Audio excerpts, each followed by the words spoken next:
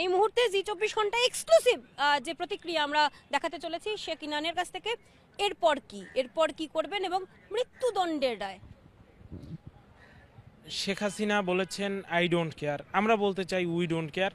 এই অবৈধ খুনি ইউনুসের আদালতের কোনো রায় আমরা কোনোভাবে মানি না, আমরা স্পষ্টত প্রত্যাখ্যান করছি এবং আমরা এও ঘোষণা দিতে চাই এই ট্রাইব্যুনালেই ওই খুনি ইউনুসের বিচার শেখ হাসিনার নেতৃত্বেই বাংলাদেশে নিশ্চিত করা হবে এবং শেখ হাসিনা খুব দ্রুতই বাংলাদেশে ফিরবেন এবং এই ইউনুস সহ তার যারা দোসর রয়েছে, তার যারা গং রয়েছে, এই অবৈধ ট্রাইব্যুনাল নাটকের যারা মঞ্চায়ন করেছেন তাদেরকে অবশ্যই বিচারের সম্মুখীন হতে হবে এবং দেশকে যারা ধ্বংস করেছেন, আজকেও যারা বুলডোজার দিয়ে ধানমন্ডি 32কে গুড়িয়ে দেওয়ার চেষ্টা করছেন তাদেরকে স্পষ্টভাবে বলতে চাই আপনাদের নাম নিশানাও বাংলাদেশ থেকে গুড়িয়ে দেওয়া হবে। বাংলার জনগণ আপনাদের নাম নিশানা ওই বাংলার মাটি থেকে গুড়িয়ে দেবে। কাউন্টার আপনি কি চ্যালেঞ্জ ছুটছেন নাম নিশানা গুড়িয়ে নেওয়া? কারণ ধানমন্ডিতে ইতিমধ্যেই অশান্তি হচ্ছে, ছাত্রলীগের ওপর ইতিমধ্যেই একাধিক অভিযোগ, সেই অভিযোগগুলোর কি উত্তর দেবেন এবং ধানমন্ডির ঘটনাকে কেন্দ্র করে যা যা ছড়াচ্ছে এই মুহূর্তে বাংলাদেশে তার উত্তরই বা কিভাবে দেবেন? দেখুন, আমরা এই মুহূর্তে বাংলাদেশ দেশপ্রেমিক সেনাবাহিনীকে আহ্বান জানাতে চাই, বাংলাদেশ পুলিশ বাহিনীকে আহ্বান জানাতে চাই যে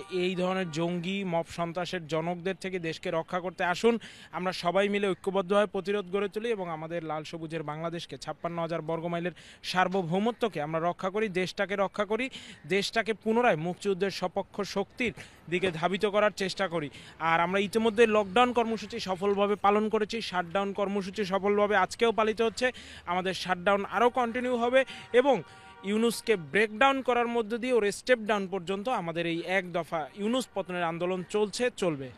যারা মনে করছেন বা যারা ব্যাখ্যা করছেন যে আওয়ামী লীগ ছাত্রলীগের আর কোনো জমি নেই, তারা ভয় পাবে, তাদেরকে উত্তর দেবেন এবং যারা এই চেষ্টাটাও করছেন সাথে সাথে যে ভারতকে চাপে রাখা যাবে তাদের কি উত্তর দেবেন?